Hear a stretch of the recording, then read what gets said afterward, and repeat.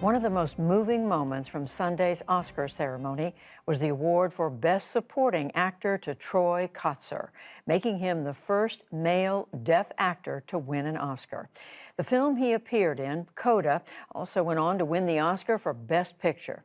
Jeffrey Brown has our look for Canvas, our arts and culture series. You were my destiny. In CODA, Troy Kotsur plays Frank Rossi, a deaf fisherman in Gloucester, Massachusetts. His wife and son, played by actors Marlee Matlin and Daniel Durant, are also deaf. But his daughter, played by Amelia Jones, is not. And the affecting family drama focuses on the tension in that dynamic. The term CODA stands for Child of Deaf Adults. Kotsur himself, now 53, has been deaf since birth. He's a veteran stage and screen actor, but this is his first moment in the national spotlight. In his acceptance speech, he addressed the moment's larger meaning. I spoke to Troy Kotsur and interpreter Justin Moorer earlier today and started by asking what he meant when he said, "This is our moment." You know, I think in the outside world, they tend to overlook us. And so when I received the Oscar, I wanted to really dedicate it to the deaf and disabled community, as well as the CODA community, to make them feel good, make them feel seen and recognized. And so I really hope that there'll be more diversity and more storytelling in Hollywood in the future. Acting is already a tough life for anybody, right? Give us a sense about life as a deaf actor, the barriers or frustrations you run up against. Well, really, for deaf actors, the biggest frustration or barrier is the communication barrier. Because, of course, I can't hear. I don't really use my voice to communicate. I use sign language. So that's been my barrier, to really find a role that would really help them think outside of the box and collapse that box.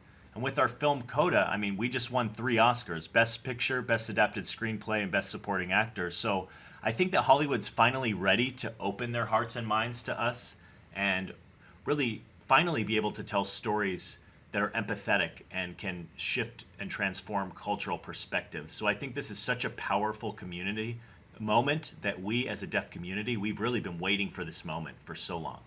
I noticed at the Oscars you went out of your way to thank the deaf theaters where you had the opportunity to hone your craft as an actor. Tell us why it was so important to you and how it was important. I'm so glad you asked me that question, because I was so tempted to name them all during my Oscar speech, but of course my time was so limited. I was working for over 35 years developing my craft, working with different directors, actors, writers, and I worked with several directors again and again, and I learned so much, and I had so many tools in my toolbox that really helped me develop my craft as an actor.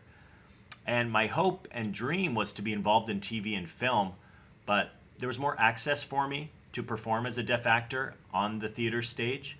And also it was great working with and collaborating with so many hearing actors who never had experience working with a deaf actor. You know, when TV and film roles came up, you know, I had the privilege of being able to traverse both worlds, both the stage and TV and film. So it was so nice to have had that variety of experiences. You've said that this recognition gives you a new confidence, and I think you said it was the beginning of a new journey.